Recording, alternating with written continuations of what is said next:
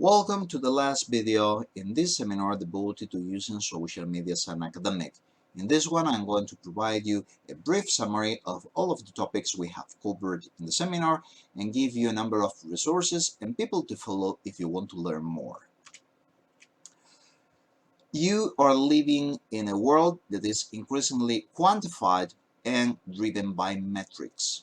And those metrics depend on your visibility and prestige. You maybe dislike that, but that's the truth.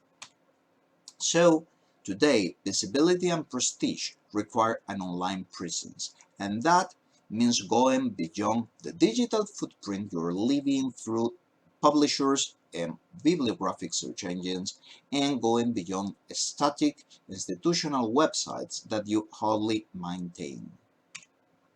Your online presence must be active, focused on professional issues, and looking to engage with others in order to grow collaboration networks.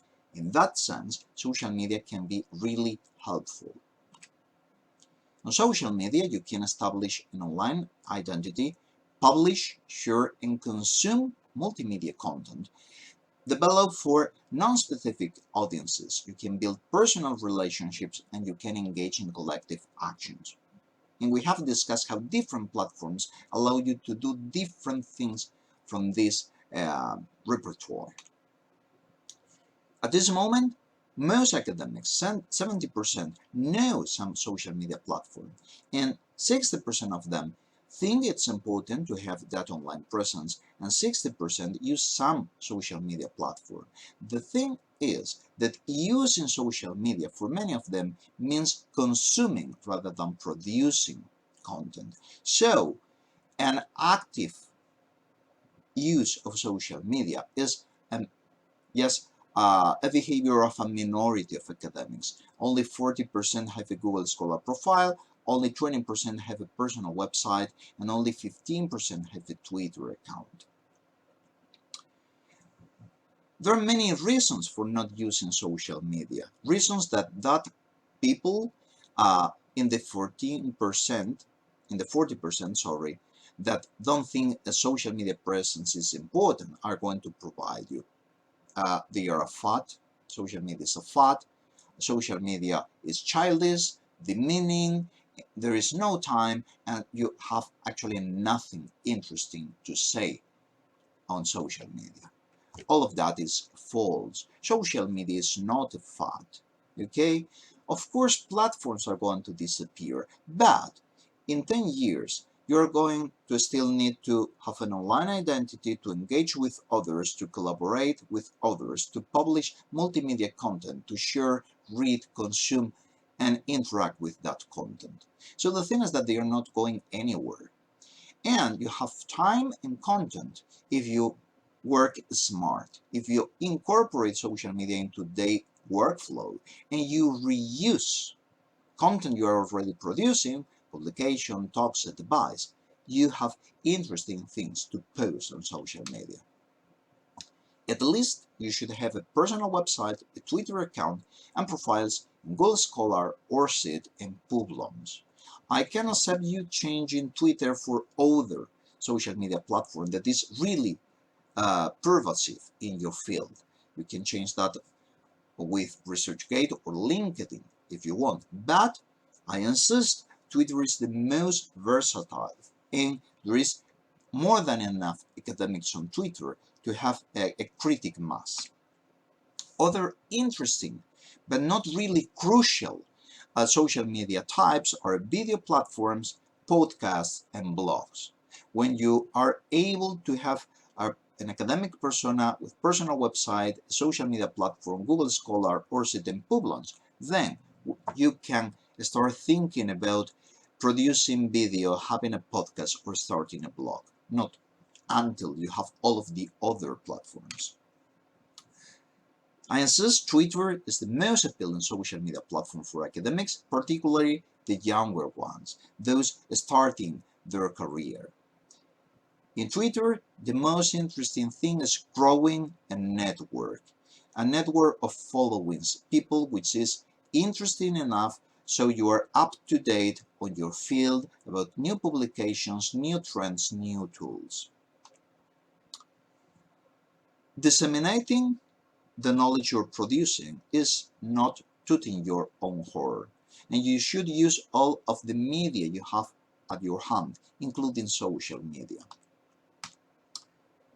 However, being on social media is not enough to make yourself visible if your papers, your publications are paywall. So please check Sherpa Romeo to learn about the open access policies of the venues you are publishing in, because virtually all of them are going to allow you to have preprints, postprints, and author's version on your website or in an institutional website.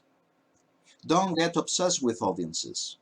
You are going to start by watching, and on time, you'll start interacting with others, mentioning others, tweeting, and you'll earn an audience.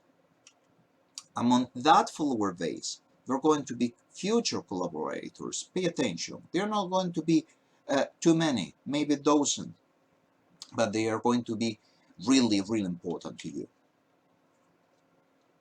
By properly using several social media platforms, you're not only going to make your work visible, you're going to place yourself in the memory of your audience, projecting an image of credibility and authority in your field. That is, you're going to go beyond visibility into creating a personal brand in academia. The students and some faculty are using social media and they find it really useful, but each group use different social media platforms in different ways, so it's not really that easy to involve students in your courses by using social media.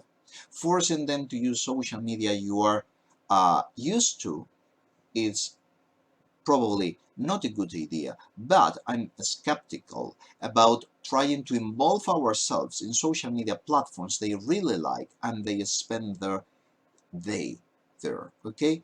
Because they don't want to mix the different contexts they are living. Maybe they don't want to mix their academic life with their real life. Of course, using social media in academia have downsides, fatigue, toxic dynamics, people's disdain because of you using social media, in addition to becoming a target of trolls, critics, and harassers. But the thing is that the benefits of using social media outweigh clearly the downsides of using social media, and by following the seminar you probably have the tools to understand which uses can be problematic, which behaviors you have to detect early to avoid interacting with that people, and which kind of patterns of behavior from yourself are going to be the most useful for you. And to learn more about all of this, I recommend you a number of resources. If you go to the slides, you are going to have links to all of them. You have good practices about science communication on social media. You have here a survey, a review about social media usage by higher education academics. And here you have a collection of articles in Nature about using social media in science. You have also these 3 books. Twitter for Scientists is obviously focused on Twitter and the research aspects of being an academic. Social media for academics pay attention to very different platforms, but is mostly centered around research. And Social Media for Academics, same title, different book, different authors, is a collection of chapters dealing with different platforms and different aspects, not only research, but also teaching. And finally, I highly recommend you to follow these 3 people. Mark Carrigan, the author of Social Media for Academics, is great expert in using social media.